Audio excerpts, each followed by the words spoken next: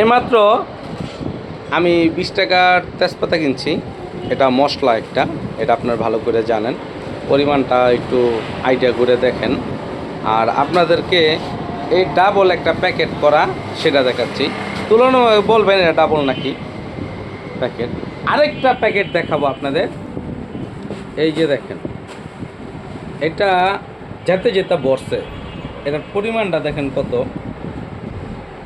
বাংলাদেশের হিসাবে আপনারা একটু বললেন, এটাকে প্যাকেটটা ভালো করে দেখেন, তারপর আপনাদেরকে বলছি।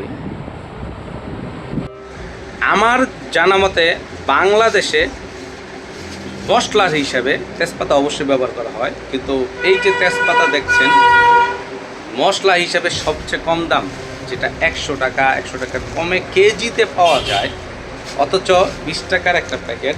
আর পুরো এই যে যে দুইটা বস্তা দেখাইলাম আপনাদের, এই বস্তা হইলে 100 টাকা। মানে মাঝে মাঝে তেজপাতা বিক্রি করে মনে হয় 10,000 টাকা কেজি।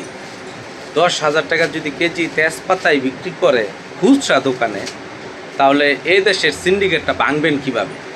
এই দেশের সিন্ডিকেট রোদের লেগে অনেক জায়গা আছে, কিন্তু খুব আমরা অসহায় এই জায়গা, যারা আমরা সাধারণ মানুষ, আমরা খালি কারণবশত বিভিন্ন সরকারের দোষ দিই।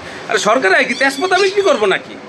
তেজপাতা বিক্রি করে খুচরা ব্যবসায়ীরা, খুচরা ব্যবসায়ীর থেকে আমরা সাধারণ মানুষ নিয়ে যাই, তারপর সেনা তারা মশলা হিসেবে বড় বড় জায়গা থেকে কিনে যায়। কিন্তু ওই সব জায়গায় তো আমি দেখলাম দাম কম। গতকালকে আমি নিতাইগঞ্জ থেকে এটা কিনছি, এই যেগুলি 100 টাকা, ভালো হইলে 120 টাকা এরকম কেজি।